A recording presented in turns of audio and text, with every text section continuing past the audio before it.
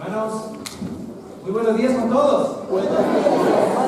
Qué gusto es poder verlos desde aquí a todos, hermanos. Casi siempre estoy buscando a ver si veo a todos. Claro, no puedo conocer a todos, pero siempre trato de ver a toda la gente que tengo alrededor y buscar a los amigos, a los hermanos de tantos años, que es una alegría tan grande verlos todos los domingos. Somos una gran familia, ¿ven? Entonces te quiero animar hoy para que, ya sé que tenemos un tiempo de confraternidad y todo, ¿verdad? Pero sin embargo, quería pedirte solamente que te levantes, le des un abrazo a alguien que esté al lado tuyo, y si lo ves, todos los amigos le digan, qué gusto es verte cada domingo. Y si es alguien nuevo, le digas, qué gusto va a ser verte cada domingo. ¿Amén?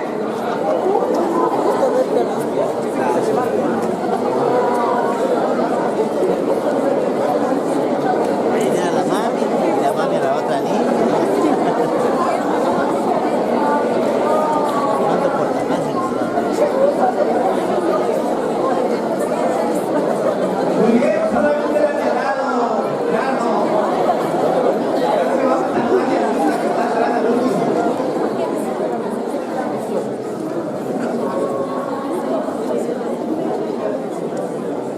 Ok, hermano.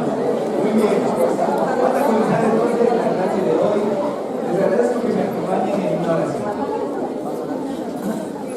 Padre Santo, Señor Todopoderoso, Dios bendito, gracias por este día, Padre, gracias por la bondad tuya de tenernos con vida, con alegría, con salud, con fe. Gracias por darnos una familia espiritual con la cual podemos estar. Señor, te pedimos, Padre, te ponemos en tus manos el día de hoy, totalmente, te ponemos en tus manos la prédica, también te ponemos en tus manos todo lo que ha habido hasta ahora, Señor. Las canciones, compartir la cena, la contribución, que tú utilices cada cosa, Señor, en el corazón nuestro para ayudarnos a cambiar, a ser mejores, a parecernos más a tu Hijo Jesús, a aprender a ver como Él ve, Señor.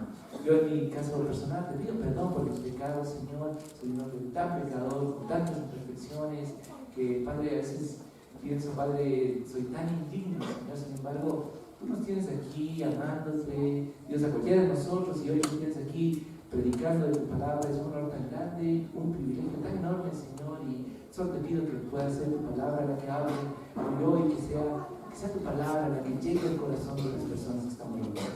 Gracias, Señor, por escucharnos, te amamos mucho, te agradecemos todo esto en el nombre de nuestro Señor Jesús. Amén. Amén. Amén, hermanos. Amén. Por acá también nuevamente dije. Y en estas semanas, en los días domingos, hemos estado estudiando el libro de Marcos, ¿cierto? Entonces, hoy vamos a continuar con el libro de Marcos. ¿Sí? Hablé con Esteban, le dije que iba a tratar de continuar con él, con el libro de Marcos, y que no sé si iba a hacer un buen trabajo, pero que iba a dar mi mejor. Entonces, Esteban me dijo que iba a estar orando por mí, así que espero que, ¿verdad?, las oraciones efectivas de Esteban sirvan para que pueda hoy día transmitir algo bueno acerca del capítulo 8 de Marcos, que por cierto es un capítulo increíble, y que, como vamos a ver, marca un punto, marca la cima del ministerio de Jesús, un punto importantísimo en el ministerio de Jesús. Y quería, la clase de hoy se llama Un ciego aprende a ver. Un ciego aprende a ver. ¿Tú crees que un ciego puede aprender a ver? ¿Quién cree que sí puede un ciego aprender a ver? Levante la mano si cree que sí. Hay bastantes de eso, amén. A ver, levante la mano el que no. Bueno, por ahí está, ya veo a uno de esos incrédulos que yo conozco bien. Que yo conozco bien, que sabes quién eres. Pero, hermanos, y justo por propósito de esto, en esta semana, no sé si ustedes revisan un poco el cable o el internet, pero había un concurso de History Channel que se llamaba Una idea para cambiar el mundo, ¿no? Y entre los 10 finalistas estuvieron 2 ecuatorianos. ¿Qué me parece eso? 2 ecuatorianos entre los 10 finalistas. No, eso está increíble. Y el ganador del concurso fue un ecuatoriano.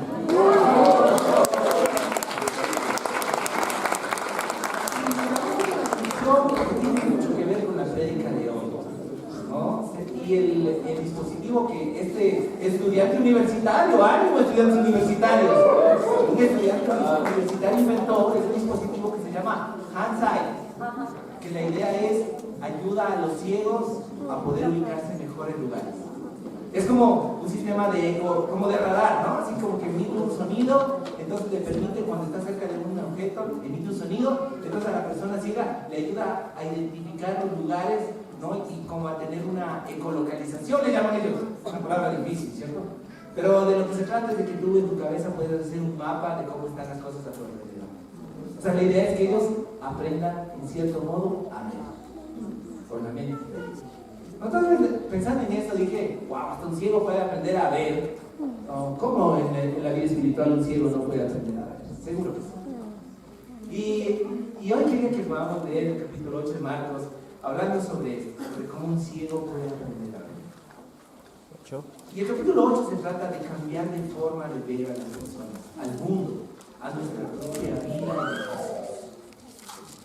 Y en estos días ya se acerca el nuevo año, ¿cierto?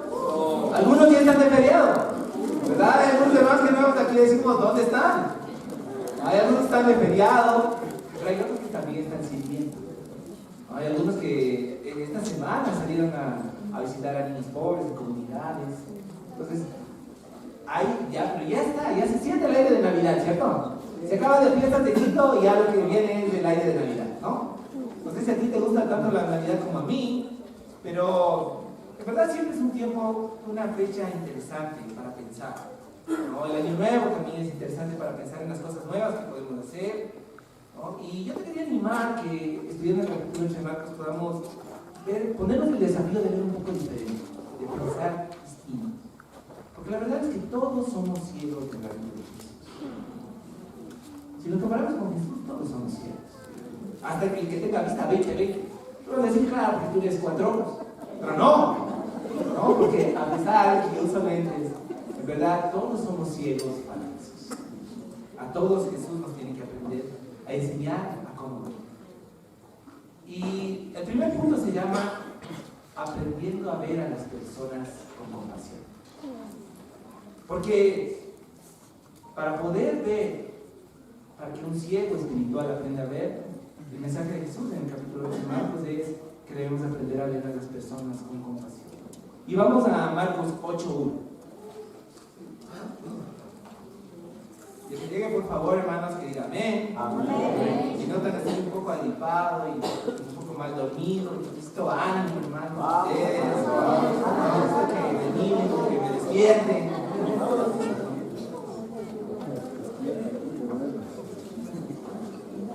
Marcos 8, capítulo 1, versículo 1, dice la Biblia. Un día en que de nuevo se había juntado mucha gente y no tenían nada que comer, Jesús llamó a sus discípulos y les dijo: siento compasión de esta gente, porque ya hace 3 días que están aquí conmigo y no tienen nada que comer. Y si los mando sin comer a sus casas, pueden desmayarse por el camino, porque algunos han venido de lejos. Sus discípulos le contestaron: ¿pero cómo se les puede dar de comer en un lugar como este donde no vive nadie? Jesús les preguntó: ¿cuántos panes tienen ustedes? 7, contestaron ellos. Entonces mandó que la gente se sentara en el suelo. Tomó en sus manos los 7 panes y, habiendo dado gracias a Dios, los partió y se los iba dando a sus discípulos para que ellos lo repartieran entre la gente, y así lo hicieron. Tenía también unos cuantos pescaditos. Jesús pronunció sobre ellos la bendición y también mandó a repartirlos. Todos comieron hasta quedar satisfechos y recogieron los pedazos sobrantes en 7 canastas. Los que comieron eran cerca de 4,000. Luego Jesús los despidió, subió a la barca con sus discípulos y se fue a la región de Dalmanuta. Y aquí estamos viendo otro milagro de Jesús de dar de comer a las personas. Vemos otra vez una multitud con Jesús. ¿Recuerdas que estudiamos esto en el capítulo 6? La primera vez cuando da de comer a 5,000, ¿verdad? Y ahora da de comer ¿a cuántos? Porque a una multitud también puedes decir que está bien. Así aparece en la versión que está hablando. Y Jesús, a pesar de que estaba en una región, en realidad ahora estaba en la región de la Decápolis, que era una región semipagana. No todos eran judíos en esta región.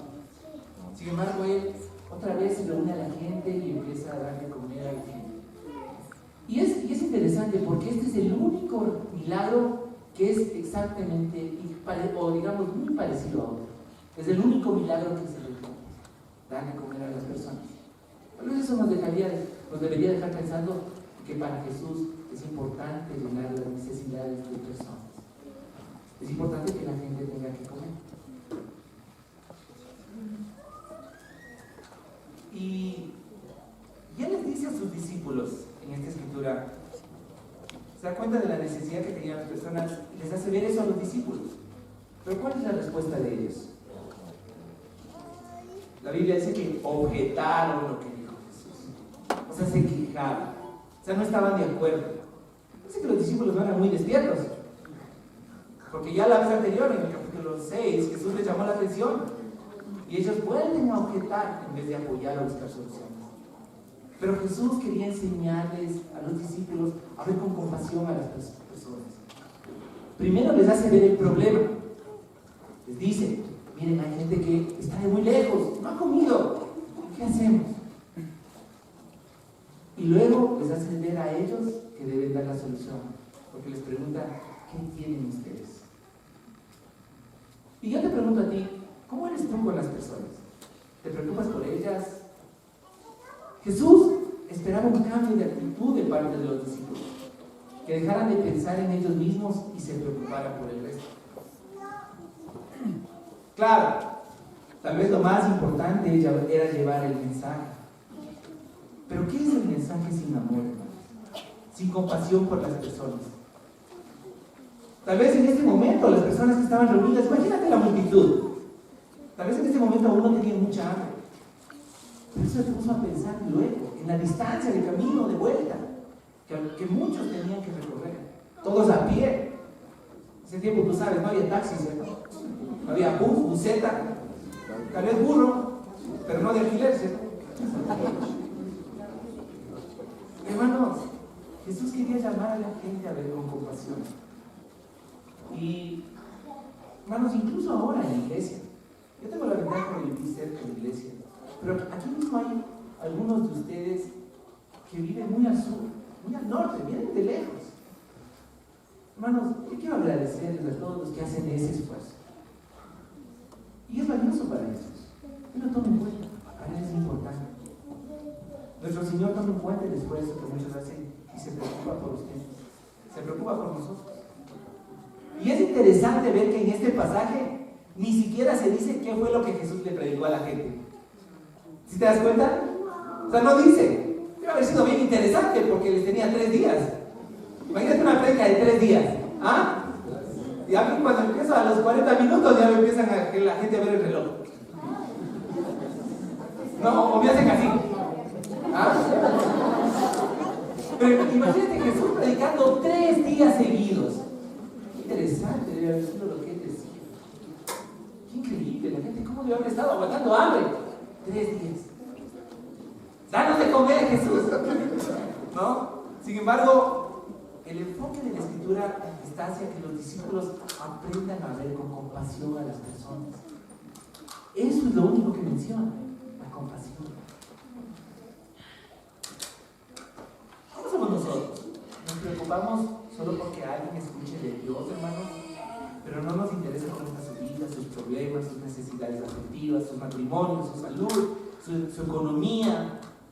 Pensamos que alguien más debería ayudar, o cuando vemos una necesidad, la tratamos de atender, ayudando al prójimo. Hermanos, Jesús espera de nosotros un cambio de actitud hacia la compasión, hacia ver con compasión a las personas. Ese es parte del aprendizaje de los ciegos que podemos ser. Porque Jesús, confrontado con un alma perdida o con un cuerpo cansado o enfermo, su primera reacción es ayudar. Jesús, hermanos, no me impacta si escribiera la palabra del amor de Jesús. Jesús nos ama profundamente, se preocupa por cada área de nuestra vida. Así es, hermanos, amigos. Jesús está interesado en cómo te sientes, si tienes algo de comedor, si eres feliz en tu matrimonio, si te sientes atacado en tu colegio o en tu universidad, si te sientes solo o desanimado como soltero, Él te quiere ayudar, te quiere dar consuelo. Ese es el tipo de Señor que tenemos. Ese es el Jesús que nos muestra la Escritura. Jesús que nos ama, que se interesa hasta por si nos vamos a ir con hambre caminando. Sé que hay charlas en las que se come bastante, ¿verdad? ¿Qué van a tener hambre en esas charlas en las que comen bastantísimo, cierto? La mía es una de esas, ¿no? Le dicen la charla viajera, pero yo creo que es la charla comelona. Y sí que comemos y comemos. Pero Jesús se interesa por todo. Y en lo personal esta escritura me ha hecho meditar sobre mi compromiso con ayudar a las personas. Y debo reconocer que me falta mucho para ver cómo Jesús ve a las personas. Cambiar mi actitud, ser más humilde, dar más amor, sentir más compasión. Hermanos, en este tiempo se acerca la Navidad. Y ustedes saben cómo se ve la necesidad de las personas. Yo te pregunto, estamos buscando cómo colaborar. Como nos decía Jaime en el tiempo de la contribución, la Fundación Home, nuestra Fundación de Ayuda Social, está organizando ayudas, programas para... ¿Estás involucrándote tratando de ver cómo participar? ¿O pensamos que somos nosotros los que necesitamos? Los discípulos eran pescadores, como decía Miguel, ¿cierto? Eran pescadores, pero no estaban pescando, estaban pescando hombres. Entonces eran bien pobres. Un pescador que no se dedica a pescar, ¿qué crees que tiene mucho? Un mecánico que no arregla carros, ¿qué me dices, Fabián? ¿Cómo le dirías? ¿Ah? Un carpintero que no se dedica a hacer carpintería, ¿cómo le diría, Marcos? ¿No? Un rectificador de motores que no rectifique, ¿qué dices que era? Estaría pobre, ¿cierto? Los discípulos eran gente pobre. El movimiento de Jesús era un movimiento lleno de gente pobre. Sin embargo, Jesús les llama a preocuparse de cómo ayudar a una multitud, de cómo darle de comer a una multitud. ¿Te imaginas? ¿Cuánto es un llamamiento para ti, si tienes algo más que otros, también dar y ayudar a otros? Justo ahora, en el tiempo de la Navidad, hay una fiesta judía que se llama la fiesta del Purim. Esta fiesta es interesante, estuve leyendo algo acerca de ella, porque es más o menos como de eso de la Navidad en el sentido de dar regalos. Pero hay una cosa interesante que es que el compromiso de cada judío es buscar, no importa lo pobre que sea, buscar a alguien más pobre y ayudar. ¿Cuándo deberíamos nosotros tal vez practicar algo así, cierto? Nos ayudaría mucho en nuestro corazón a sentir más compasión. Eso de ver como Jesús a las personas, con compasión. Hay mucha luz de Jesús, amigos, hermanos, que podemos llevar a matrimonios, a solteros, a estudiantes, a jóvenes. ¿Amén? Y ese es un punto importante, creo que me alargué demasiado. Continuamos en el versículo 11, por favor. Los fariseos piden una señal milagrosa. Llegaron los fariseos y comenzaron a discutir con Jesús. Y para tenderle una trampa le pidieron que hiciera alguna señal milagrosa que probara que él venía de parte de Dios. Jesús suspiró profundamente y dijo: ¿por qué pide esta gente una señal milagrosa? Les aseguro que no se les dará ninguna señal. Entonces los dejó y volviendo a entrar en la barca, se fue al otro lado del lago. Y el segundo punto, hermanos, es aprendiendo a ver al pecado. Porque no solo hay que aprender a ver a la gente con compasión. Para en verdad curarnos de nuestra ceguera hay que aprender a ver el pecado, como lo ve Jesús. Y en estos versículos, Jesús cruza hacia el otro lado, al lado ya de Galilea, ¿no? Al lado ya judío. ¿Y quién lo recibe? Fariseos. Que empiezan a cuestionarle su llamado, le piden una señal del cielo. Para ellos no era suficiente el ejemplo de Jesús, lo verdadero de su enseñanza, su dedicación a la gente, la compasión, los milagros sanando enfermos. Ellos querían ver señales que les mostrasen autoridad, ¿no? Querían verle partir el Mar Rojo o abrir el Jordán y cruzar. Porque eso es lo que decían los falsos mesías de ese tiempo que podían hacer. Y eso es lo que le llama, y eso es lo que le piden a Jesús hacer. Su deseo no era en verdad tener fe y creer en Jesús, era cuestionarlo, hacerlo caer en orgullo, hacerlo pecar. Porque no estaba llenando ninguna necesidad ahí. Estaba solamente dejándose mostrándose si hubiera hecho eso. Y hermanos, no es tan diferente ahora. ¿Qué busca la gente? ¿Qué busca la gente aún en el cristianismo? Muchos esperan ver señales milagrosas para creer en Dios o acercarse a Jesús. Incluso algunos dicen, cuando tengo una experiencia sobrenatural, ahí sí me voy a acercar a Dios. ¿Se has oído? ¿Alguno te ha dicho eso? ¿Alguien que ha estado estudiando la Biblia? O tal vez tú que estás aquí hoy sentado dices, es que quiero una experiencia sobrenatural, que Dios me hable. Y ahí sí. Pues si eres de esas personas, lo que Jesús le dice a los fariseos es lo mismo que dice a ti. No tendrán ninguna señal. Y mira que Jesús se sintió tan indignado que cogió, se dio había recién llegado. Imagínate, salió del barco, se bajó, le llegaron los fariseos, discutió, se subió al barco y se fue. ¿Qué te parece? Se sintió tan indignado que decidió irse a otro lado. Yo te pregunto, amigo, hermano, ¿qué es suficiente para ti? Jesús se sintió muy triste en esta escritura. Dice que lanzó un profundo suspiro en otra versión. Y en otra versión dice, suspirando profundamente en su espíritu. Dios se sintió tan indignado por el egoísmo, la incredulidad de estos hombres, por el pecado de estos hombres, que decidió irse. Amigo que nos visitas, si tú estás esperando ver señales de ese tipo, eso no lo vas a ver. Aquí, como Jesús, creemos que lo más importante son las personas, que lo más importante son los corazones y las vidas cambiadas. Que los corazones y vidas cambiadas de personas valen más que todas las señales del mundo. Amén. Amén, hermanos. Amén. Y continuemos con la escritura. Marcos 8:14. Dice la Biblia.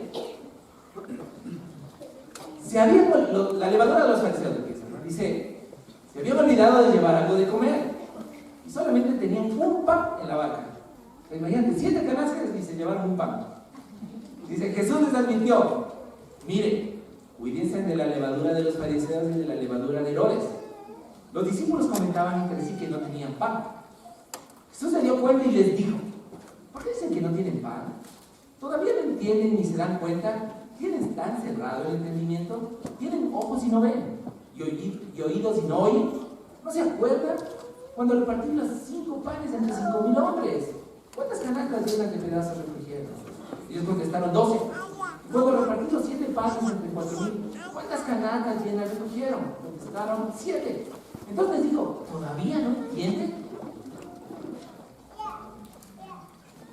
Y hermanos, necesitamos aprender a ver el pecado.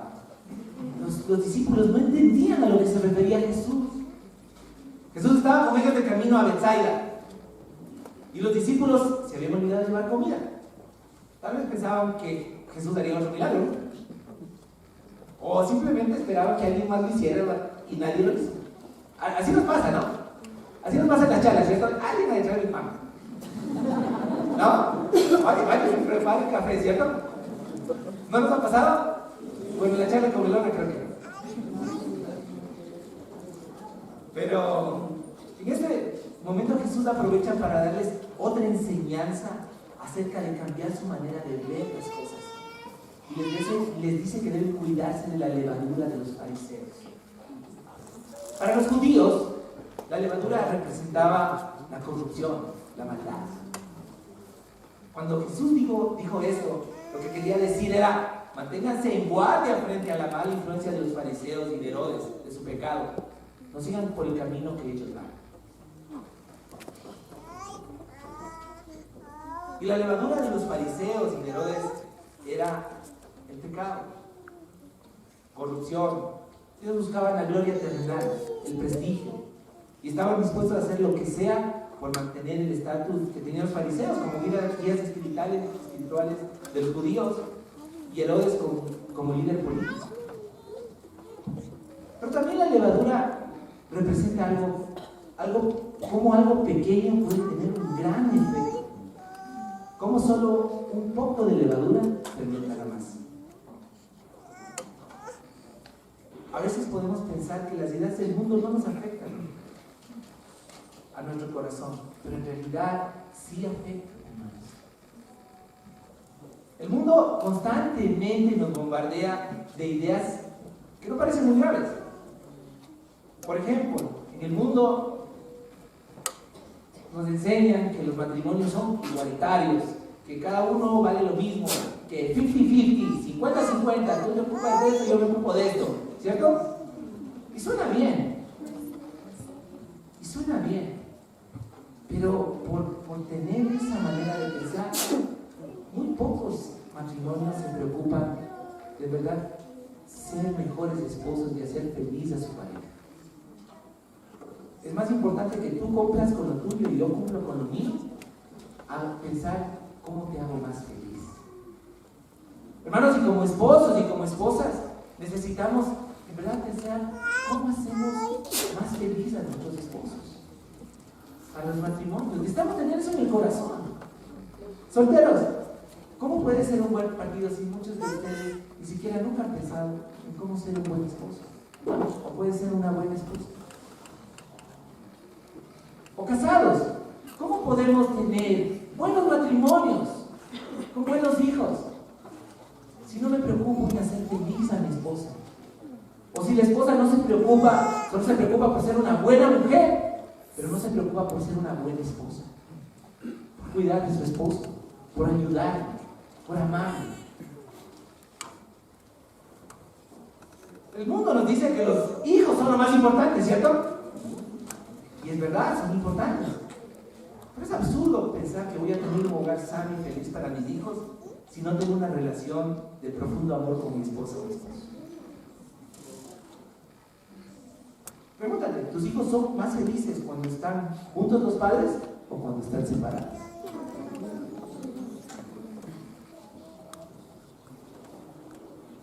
Para el mundo no es muy importante la rectitud, obedecer a Dios.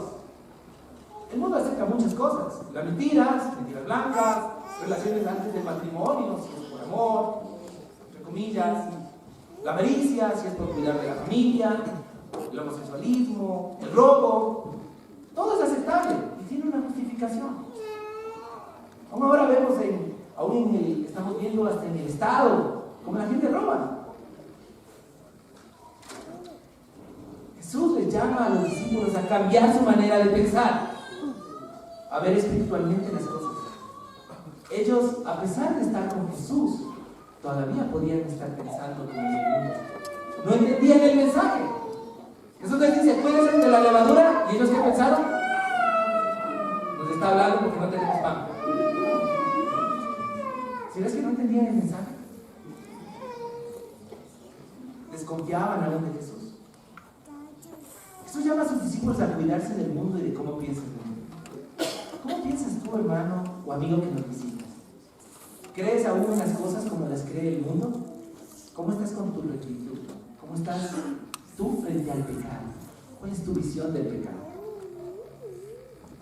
Esta semana tuve 2 conversaciones muy profundas con amigos. En una de ellas, en verdad, el hermano me estaba llamando a un cambio. Me llamó la atención y era una conversación acerca de la gracia.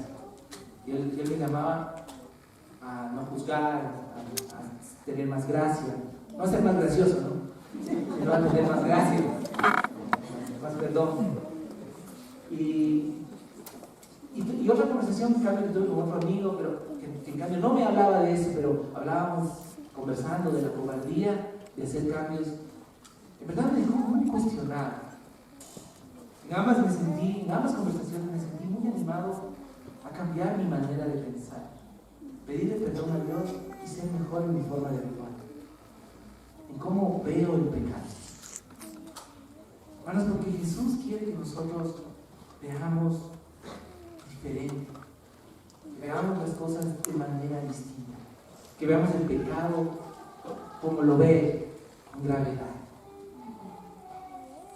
Así podemos dejar de ser ciegos. ¿Amén? Continuemos. Marcos 8:22. Y aquí viene la escritura central, la que yo creo que le da toda la idea del simbolismo al capítulo 8 de Marcos. Jesús sana a un ciego en Betsaida. Dice, después llegaron a Betsaida y llevaron un ciego a Jesús y le rogaron que lo tocara. Jesús tomó la mano al ciego y lo sacó fuera del pueblo. Le mojó los ojos con saliva, puso las manos sobre él y le preguntó si podía ver algo. El ciego comenzó a ver, estaba aprendiendo a ver, y dijo, veo a los hombres, pero me parecen como árboles que andan. Jesús le puso otra vez las manos sobre los ojos y el hombre miró con atención y quedó sano. Ya todo lo veía claramente. Entonces Jesús lo mandó a su casa y le dijo, no vuelvas al pueblo. O sea, Jesús sabía que no vivía en el pueblo. Y en medio de este capítulo está una curación que simboliza el sentido de todo el capítulo, hermano. Se puede ver la compasión de Jesús, junto con el cambiar de manera de pensar, el aprender a ver de verdad. Primero, como en otros milagros, podemos ver el amor de Jesús. Y también podemos ver cómo los amigos ayudan a la gente para que se sane. Dice que la gente le llevó al ciego y la gente habló con Jesús y le dijo, por favor, tócalo, cúralo. Hermanos, vale la pena lo que hacemos con nuestros amigos que están aquí. Vale la pena lo que hacemos con nuestras familias. Invitarlos a que vengan a escuchar de Cristo, invitarlos a que Jesús les ayude a ver. Vale la pena. Para este hombre valió la pena. Imagínate que no lo hubieran llevado. Tal vez él no se animaba solo. Era ciego, además. No, y lo llevó. Pero también, este es un milagro bien inusual. Como Jesús lo lleva con amor, con gentileza, lo toma de la mano, dice, y lo llevó fuera del pueblo. Él mismo, Jesús, lo tomó de la mano y lo llevó. Dice, pero es un milagro muy inusual, porque es la única vez en los milagros de Jesús en la que alguien se cura por etapas. ¿No? Se cura de primero un poquito y luego completo. ¿Y tú qué dijiste? Ya, Jesús, es que no le puedo curar de una. ¿Ah? ¿Pensaste eso alguna vez o no? Para los que habían leído esta escritura. Es que como que tal vez Jesús ahí le faltó un poquito de poder. ¿No? Como que le aplicó muy poco poder ahí. ¿Ah? Pues no, hermanos, no es eso. Es que esta escritura le da un contexto a todo el capítulo. El aprender a ver. Y el aprender a ver no es fácil, es gradual. No es inmediato. Y Jesús utilizó esta sanación para ayudarles a los discípulos a entender. Los discípulos también estaban bloqueados, no podían ver cosas. Jesús les estaba llamando la atención porque es que no entienden. Y les hace ver con un ciego que también era un proceso y que ellos también estaban cambiando. Para mí es claro que Jesús quería darles una lección a los discípulos. Como el ciego estaba aprendiendo a ver físicamente, ellos estaban aprendiendo a ver espiritualmente. Y eso es algo gradual, que crece con la compañía de Jesús. Para nosotros es lo mismo, hermanos. Por más que seamos discípulos, debemos seguir aprendiendo a ver las cosas como Dios las ve. ¿Cómo estás hoy, hermano? ¿Te sientes tal vez desanimado porque aún no puedes ver las cosas como Dios las ve? Jesús está ahí para seguirte enseñando. Como al cielo. O sea, es posible que Jesús te diga ahorita, ¿qué tal estás viendo? ¿Ya ves bien el pecado? ¿Ya ves bien a la gente con compasión? ¿Ya estás viendo bien a las personas? Pero tú le dices, aún no. Un poco. Como árboles. ¿Sabes qué? Sí ayudo, pero poquito. No, o tal vez sigo el pecado, pero me cuesta dejar algo. Jesús Jesús está ahí para ayudarte a seguir creciendo, a seguir dejando el pecado. Amén. Y continuemos en el versículo 27.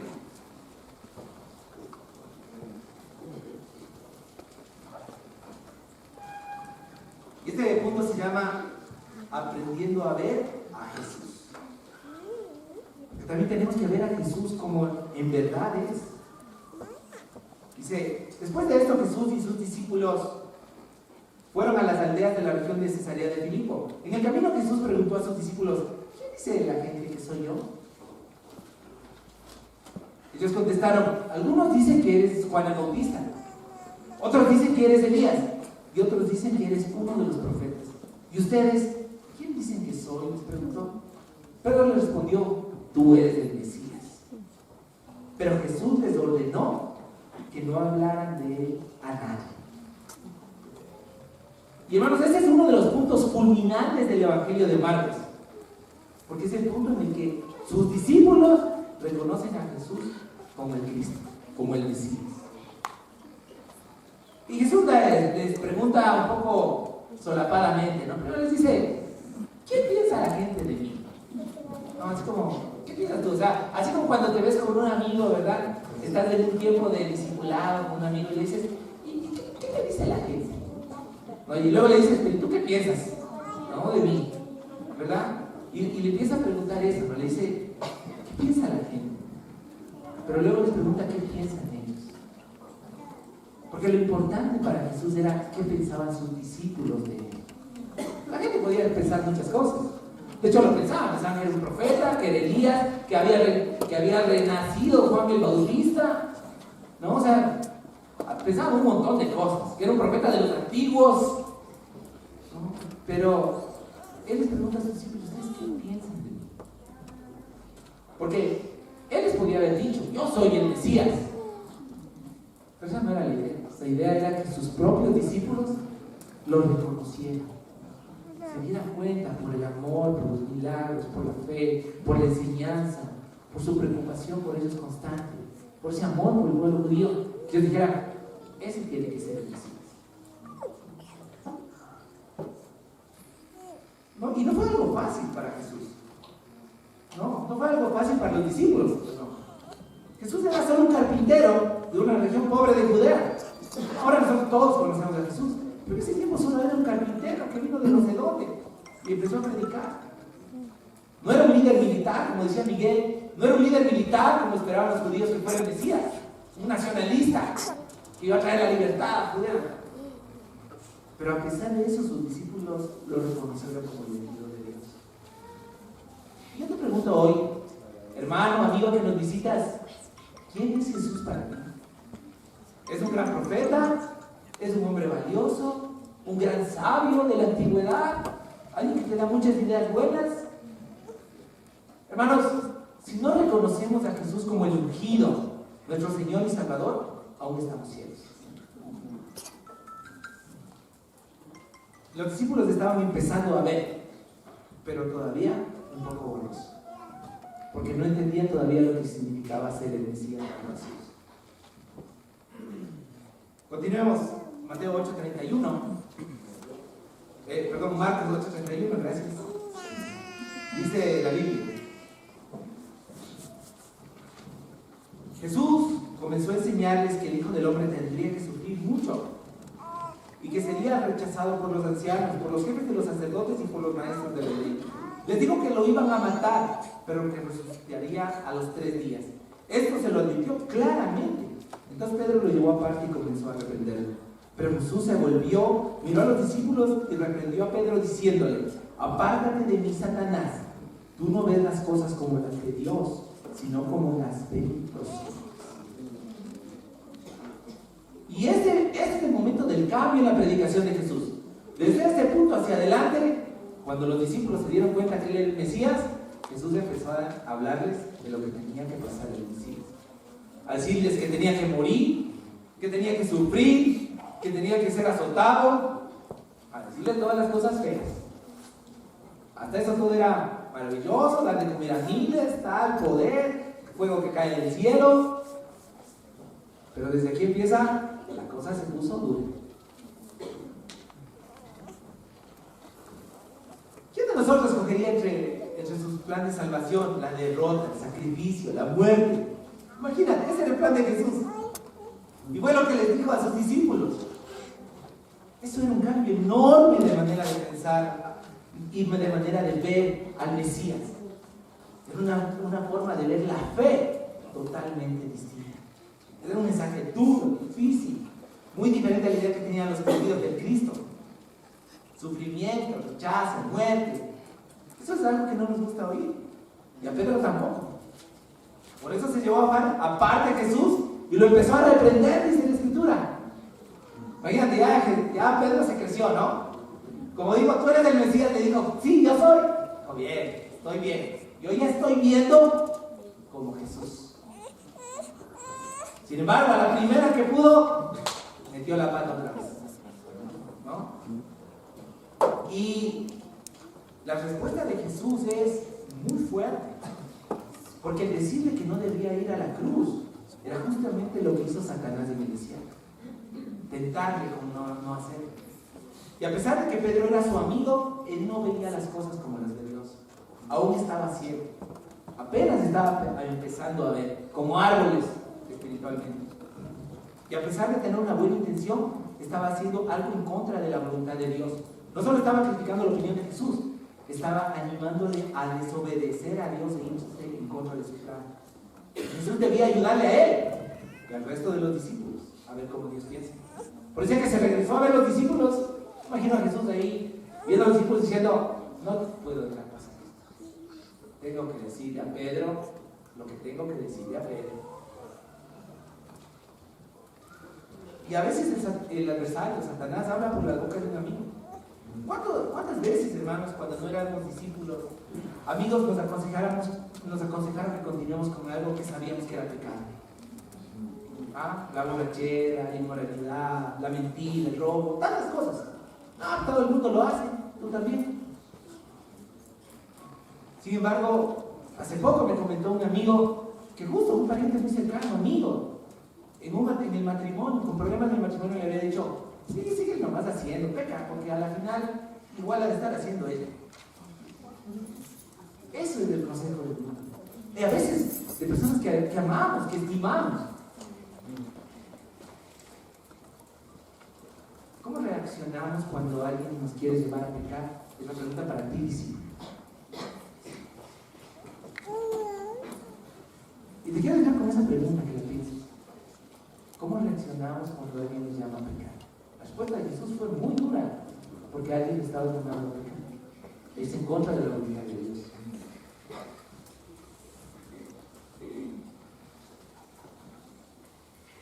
Y el cuarto punto, el último, aprendiendo a ver como un discípulo. Y vamos a Marcos 8:34. Y claro, yo preferiría que el final del capítulo 8 sea súper animante, para dejarnos como una idea súper animante a todos, ¿verdad? Bueno, y en parte de lo que ya vamos a ver. Pero en verdad se dicen cosas bien fuertes en el capítulo 8. Un mensaje muy duro. El rechazo del pueblo. Y ahora viene la parte más dura, porque es la que nos compete a nosotros los discípulos. Ahora viene la parte más brava. Sin embargo, así es como lo decía Jesús, como decía también aquí Jaime. Jesús hablaba sin problemas. Así es como hablaba Jesús. Amén. Y amén por eso, amén. Vamos, versículo 34. Dice la Biblia. Luego Jesús llamó a sus discípulos y a la gente y dijo: si alguno quiere ser discípulo mío, olvídese de sí mismo, cargue con su cruz y síganme. Porque el que quiera salvar la vida, la perderá, pero el que pierda su vida por causa mía y por aceptar el evangelio, la salvará. ¿De qué decirle al hombre ganar el mundo entero si pierde la vida? ¿O también cuánto podrá pagar el hombre por su vida? Pues si alguno se avergüenza de mí y de mi mensaje delante de esta gente infiel y pecadora, también el Hijo del Hombre se avergonzará de él cuando venga con la gloria de su Padre y con los santos ángeles. Y entonces Jesús, después de haber reprendido a Pedro, llama a toda la gente, ya no les dice ahora a los discípulos, oye, vengan discípulos, que quiero decirles algo que va a ser un poco duro para ustedes. Nos dice, a ver, vengan los discípulos y los que están por allá, también ahí en el último de la fila, la Villa Herrera, acércate. ¿No? Entonces vete para acá que te tengo que decir algo. ¿No? Y Jesús les llama y les dice un masaje. ¿Tú cómo crees que lo habrán recibido los discípulos? ¿Ah? Eso de carga con tu cruz. La cruz era un símbolo maligno en el tiempo de los judíos, porque era donde les mataban a la gente. Tú no has visto ningún crucificado, solamente a Jesús ahí en la iglesia, en las iglesias católicas, ¿no? Sin embargo, eso sí habían visto en carne viva, así, en la vida real, alguien colgado ahí muriéndose. Eso era algo duro para ellos. Era un símbolo tremendo. Entonces, y Jesús les llama a que entiendan lo que significa seguir a Jesús y ser un discípulo verdadero. Es un llamado a poner la confianza y dejar en Jesús, dejar de confiar en nosotros. En que yo no soy el centro de la vida ni del universo. Y es asombrosa la verdad de Jesús. Nadie puede decir que Jesús le indujo con falsas promesas. Nunca trató de sobornar a nadie ofreciéndole un camino fácil. Él no había venido a hacer la vida más fácil. Él vino a hacer a los hombres grandes. Él vino a hacernos a ti, a mí, amigo, amiga, hombre, mujer, gente grande. Jesús dijo que el que quiera decir ser discípulo suyo, se niegue a sí mismo. Y literalmente es como que se diga no a sí mismo. Si uno quiere seguir a Jesús, debe decirse a sí mismo que no, y a Jesús que sí. Ya no vive para seguir su propia voluntad, sino para seguir la de Cristo, en cuyo servicio, en el servicio de Cristo, está la perfecta libertad. Hermanos, esto es un gran costo y también es una gran promesa. Dios nos llama a salvar nuestra vida. O sea, dice, ¿de qué te sirve ganar el mundo entero si vas a perder tu vida? La salvación. Dios nos llama a salvar nuestra vida por medio de la fe en Cristo, por medio de estar dispuestos a seguirlos hasta el fin. Hermanos, quería leer algo que vi, que me pareció muy interesante. Lo voy a leer tal cual estaba escrito. Dice, Dios no nos ha dado la vida para gastar, nos ha dado la vida para gastarla, arriesgarla, y no para conservarla. Si vivimos con mucho cuidado, pensando siempre en primer lugar en nuestro propio provecho, facilidad, comodidad y seguridad, si nuestro único propósito en la vida es prolongarla lo más posible, manteniéndola libre de problemas lo más posible, si no realizamos ningún esfuerzo, nada más que en provecho propio, estamos perdiendo la vida todo el tiempo. Pero si empleamos la vida en beneficio de los demás, si nos olvidamos de la salud y del tiempo y de la riqueza y de la comodidad de nuestro deseo de hacer algo por Jesús y por las demás personas por las que Cristo murió, estamos ganando la vida todo el tiempo. Y me dejó muy pensativo eso. Porque, ¿verdad? Esto es de cristianos para gente que quiere tomar riesgos. Amén. Para gente que quiere hacer cosas grandes. Para gente que quiere darse la oportunidad de equivocarse y corregir, de aprender a ver y ver como árboles, y luego corregir y ver claramente. Para eso nos llama Jesús. Porque el camino, porque siempre es mejor, eso me gustó esta frase, porque siempre es mejor quemarse que oxidarse. Porque ese es el camino que conduce a la felicidad y a Dios, seguir a Jesús. Hermanos, el camino de la cruz siempre conduce a la resurrección, a una vida nueva aquí en la tierra y a la salvación. Conduce a la libertad, a la paz y a la alegría, más allá de la situación que estemos en este momento. Y eso es lo que realmente queremos las personas. ¿Cuántos soñamos, anhelamos con ser libres, sanos, personas enteras, adecuadas, capaces de enfrentarse a la vida, como un buen ejemplo, de hacer frente hacia lo que se nos presente con un corazón en paz? Eso es lo que podemos hacer siendo discípulos de Jesús. ¿Eres un ciego que aprende a ver? Te pregunto. Y ahora que ya sabemos de eso, que ya hemos visto todo el capítulo, te pido que levantes la mano. ¿Eres un ciego que está aprendiendo a ver? ¿Quién es un ciego que está aprendiendo a ver? Ese. Ahora ya todo, a ver. ¿Cuál es el hijo que no está aprendiendo a ver? Porque si no está aprendiendo, avísenos y vamos a aprender, a ayudarle. Ese también es nuestro trabajo. Entonces no neguemos a Jesús, hermanos. Reconozcámoslo como nuestro Señor, nuestro Salvador. Y busquemos vivir la vida fructífera y de salvación que nos ofrece. Muchas gracias.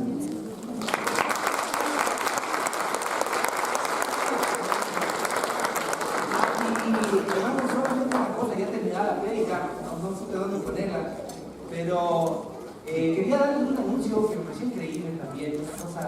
Los hermanos de la misión de Guayaquil, los hermanos de la iglesia de Guayaquil, están organizando servicios todos los domingos. Ustedes recuerdan que estaban organizando servicios en el Gold Center, en el Hotel Gold Center de Carmen.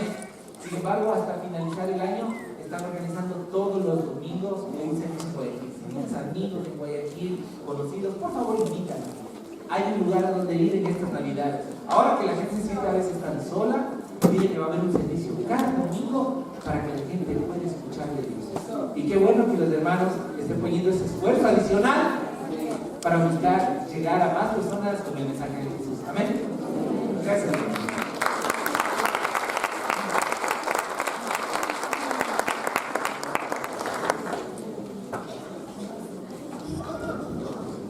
Buenos días, iglesia. Como que están cansados, están medio dormidos. Gracias, hermanos, por la prédica de hoy. Gracias por la palabra de Dios. En verdad, somos hijos que estamos aprendiendo a ver, ¿verdad? Amén. Tengo los anuncios para esta semana. El próximo miércoles 7 de la noche, familia. Amén, familia de Dios. Nos reunimos aquí, toda la familia de Dios. Traigan también invitados. Este escenario está, este salón está muy grande. Tenemos que llenarlo, amén. Jóvenes.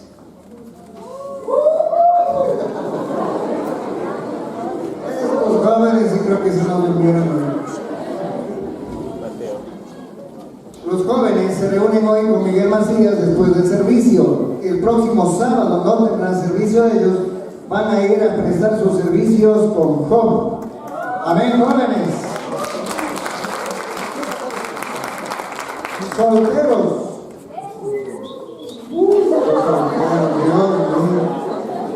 Los solteros se reúnen hoy con Gerardo de la Torre después del servicio. Y el próximo domingo tendrán su almuerzo navideño. Amén, solteros. Ya. Se les abrió el apetito. Noemís. No vinieron ahora. Las Noemís tienen su reunión el próximo sábado. Vamos a tener el almuerzo navideño con todas ellas. Venir de traje. Bueno, al final nos reunimos todos, todas las Noemís se reúnen conmigo al final del servicio, por favor. Los hermanos universitarios están vendiendo fuera del salón sandía, gelatina, sanduchitos. Este es con un objetivo. Ellos quieren irse a un retiro el próximo año a la Argentina, a reunirse con los hermanos de Argentina. Así que por favor vamos a colaborarles con los universitarios. Amén, iglesia, vamos a ayudarlos, amén. El próximo domingo 18 tendremos nuestro servicio navideño aquí. Vengan, traigamos invitados. Obviamente no vamos a dar pavos, no vamos a dar caramelos, pero sí vamos a dar la palabra de Dios. Y eso nos va a llenar espiritualmente. Amén, iglesia. El próximo domingo 18, 9 de la mañana. Igual el domingo 18 tendremos reunión de líderes. Todos los líderes nos reunimos el domingo 18 después del servicio. Como ya lo dijo Armando, y no está por demás anunciar, los hermanos de Guayaquil están haciendo sus reuniones cada domingo en el Hotel Gold Center. En este momento ellos también están reuniéndose, haciendo sus servicios, como los hermanos de Consupa. Los hermanos de Tonsupa ya se encontraron un pequeño local, se están reuniendo. El domingo pasado más o menos como 15 personas se reunieron, están llevando adelante la palabra de Dios, están compartiendo, están haciendo sus servicios. Que estemos orando por todos ellos. Amén. Y creo que todos esos son los anuncios. Gracias por haber venido, que tengan un excelente domingo, una buena semana y nos despedimos todos. Muchas gracias y buen provecho.